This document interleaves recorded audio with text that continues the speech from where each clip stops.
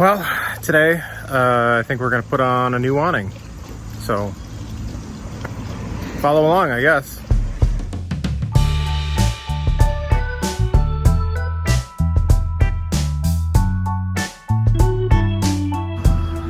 I've went ahead here and I've separated the awning tube from the awning itself, and something I discovered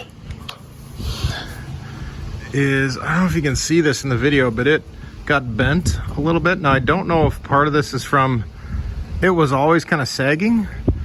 So I actually used part of my septic box here and I tried to correct some of the bends. It's actually a lot better than it was, but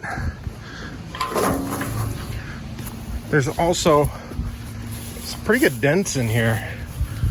I don't know if you can see that one there. I think there was another one, or is that the, oh, there's another one there. See that? That side got drove into the ground. I don't know if I showed this before or not. Yeah, this is the hole that it pulled out of. No, that's the other side. No, I don't know. I know one of the sides, the screws actually pulled out of it. What's up, Coconut? Yeah, it's hot here. It was heat index of 104, 105 yesterday. It's been a hot day. Too hot for this kind of dog. Yeah, right.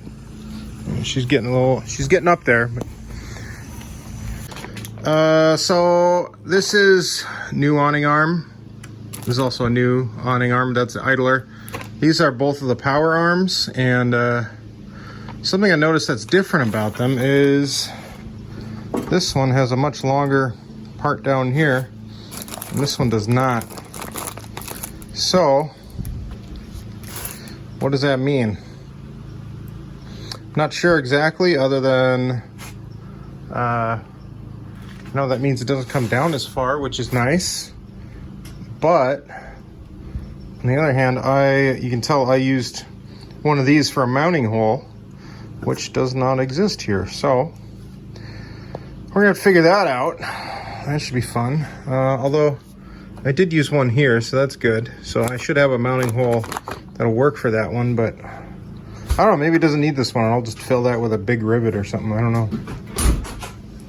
So I think my plan here is going to be to put the awning, the new awning, on the tube, and then from there, I think I'm going to put the arms on the tube, and then I've got a way, using my rolling scaffold, I can put them on the rail up there. So I think that's my plan. If it changes, you'll definitely know about it.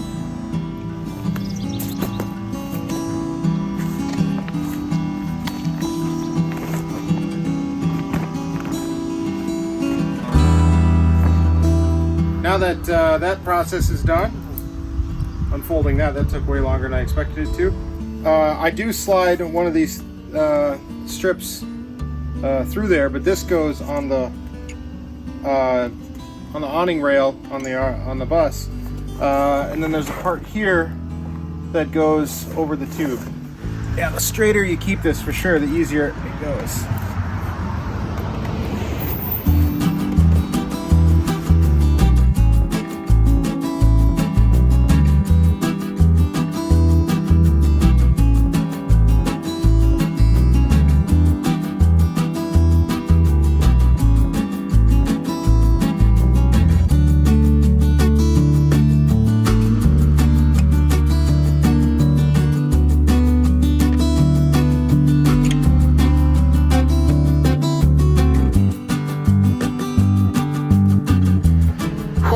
So that's done. It was a pain in the butt. So I think next, I'm gonna trim it up a little bit and start fitting the arms on and see where we get from there.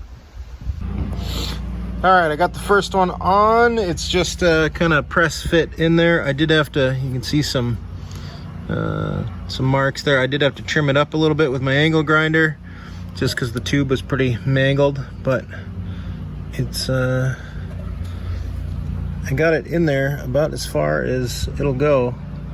So it's off center a little bit, but that's how it fits. I don't know. I may pull it out and show you.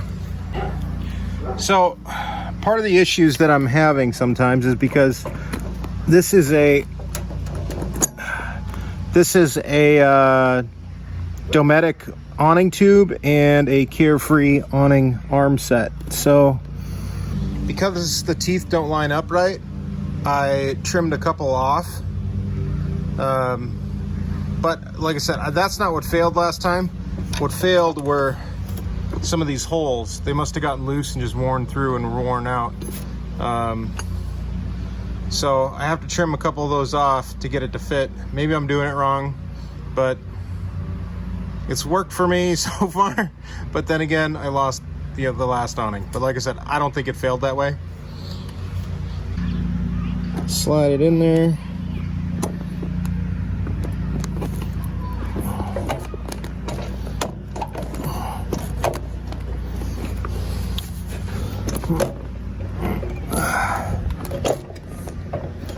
Yeah, I think that might be as good as we're gonna get here. And now this time, what I'm gonna do this time around is it only has 2 screws in here. I'm gonna be putting in like 4, maybe a screw in each of these flaps, just to make sure that it doesn't happen again. So I think that's what I'm gonna do now. So I usually use self-tapping machine screws, but I really like the coarse thread. Oh, lost one. I got a bunch. The coarse thread on these, so I'm gonna go with these on this time around. And actually, let me show you the one I used before. So this was the screw I used the first time. I mean, and I thought, well, this is big, this is beefy, this is gonna work great, right? Well, no, because when it went in here, as you can see, there's not a lot of room left between the end of this and where this screw goes in, so it was able to wear itself out. So by using a smaller diameter screw, here they are, you can see the difference here. By using a smaller diameter screw, I'm gonna have more material to work with there. So I think that's the right way to go.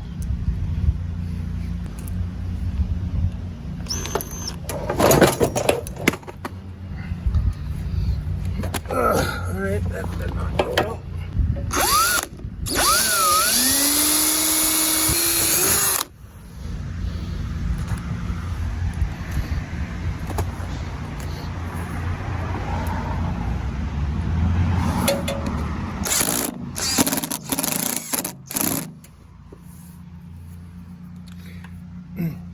I think as a dad, what am I supposed to say? That's not going anywhere, right?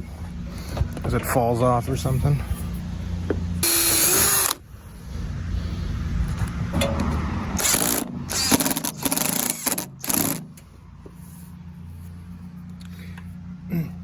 I think as a dad, what am I supposed to say? That's not going anywhere, right?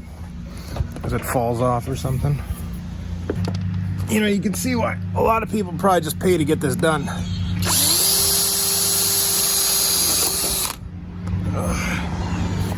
Then if it catastrophically fails, you got somebody else to blame, right?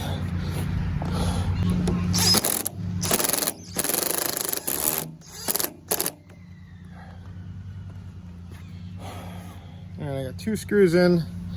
That should keep it more stable. I'm gonna come and get one on this side now.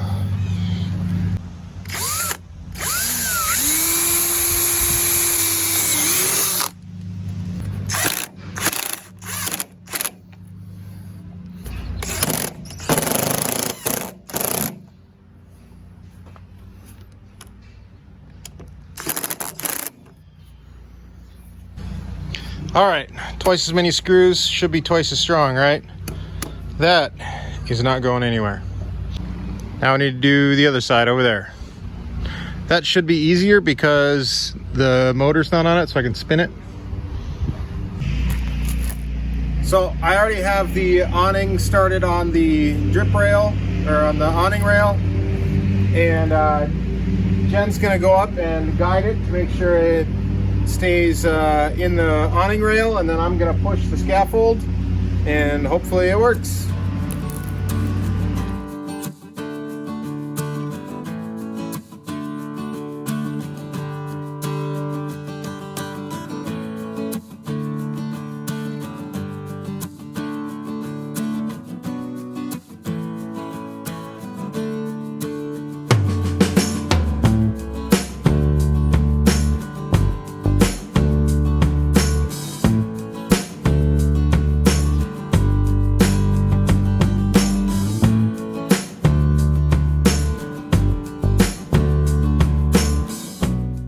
So we are on day 2 now.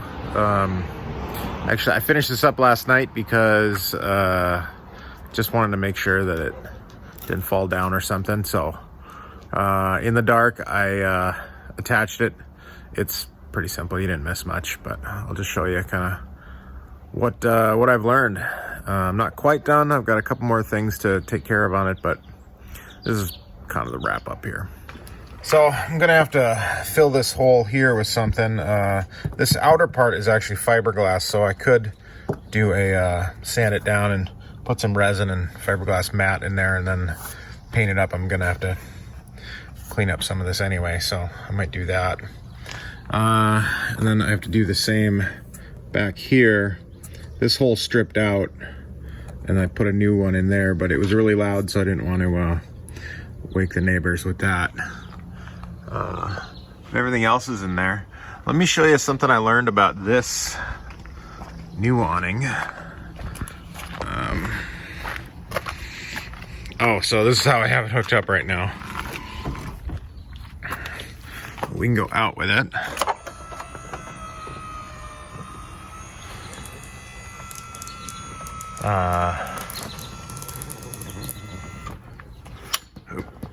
Come on, let's go. There it goes. The bus actually tilts the other way, so it doesn't like to go out. Hey, Coconut. So it sounds good, motor sounds good and all that, you know. I don't think we're gonna hit that.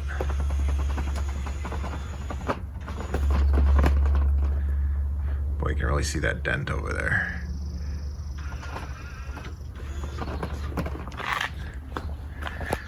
So one of the things that I saw was I don't have my adjusters here anymore.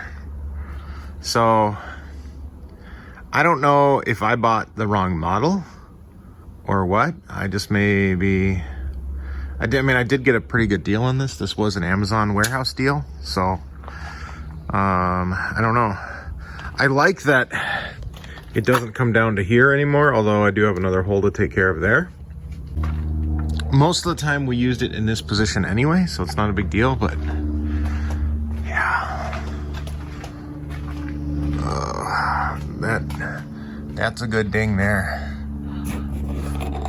I think I'm gonna put some kind of LED strip in here at some point.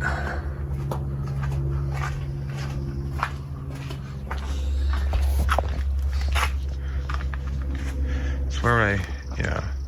Probably end up going like that. Put the LED strip right in there. That'd be pretty cool. And then here's what it looks like. I think it really matches the paint really well. So maybe that's the thumbnail right there. So this is our awning. We're done. If you got any questions, comments about how we did it, or anything like that, feel free to leave them below. Until next time, catch you later.